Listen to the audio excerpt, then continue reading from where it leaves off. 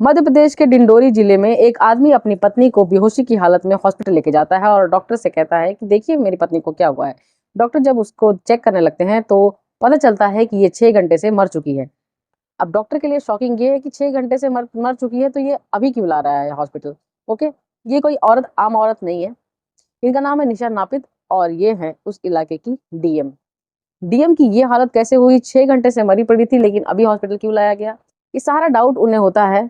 और फिर वो पुलिस को फोन लगाते हैं। पुलिस मौके पे पहुंचती है और पुलिस पूरी जांच शुरू करती है। तो मनीष शर्मा जो है वो कहता है कि मैं मिलने के लिए गया था और ये मुझे बेहोशी की हालत में ही मिली, तो मैं सोचा कि कुछ उन्हें सर्दी हुई थी और मैंने उन्हें अमरूद खाने से मना किया था और ठंडा पीने से मना किया था कोई चीज़, और इन्होंने शायद वैसा कर लिया था, इसके लिए ये बेहोश हो गई थी, मुझे ऐसा लग रहा था।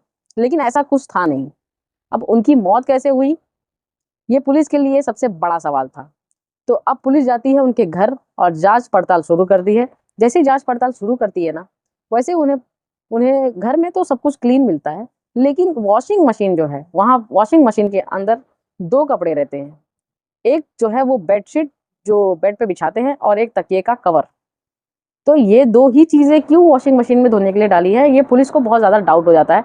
डाउटफुल होने के बाद जो पुलिस है वो चीज़ों को लेती है तो पता चलता है कि उस पे जो है खून के धब्बे हैं।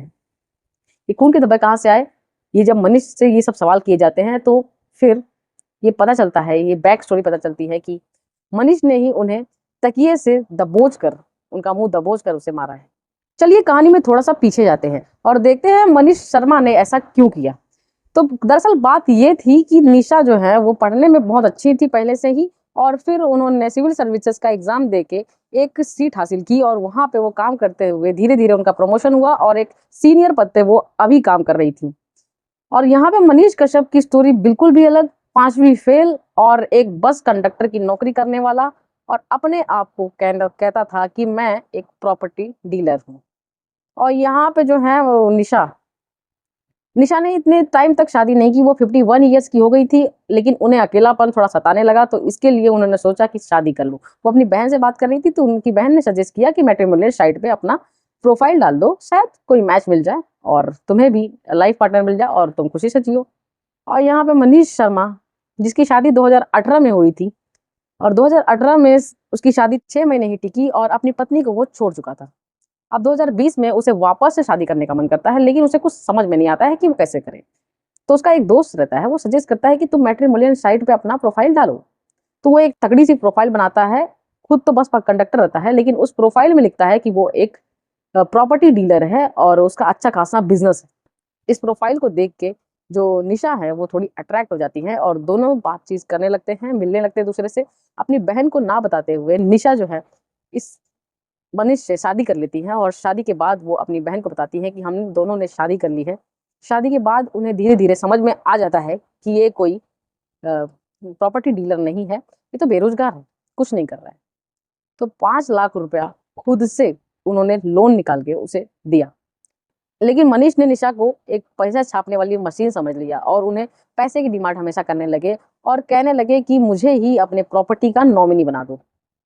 क्यों बना दो भैया तुमको, तुम कुछ काम नहीं करते, कुछ काम नहीं करते, तुमको प्रॉपर्टी का नॉमिनी ऐसी बना दे।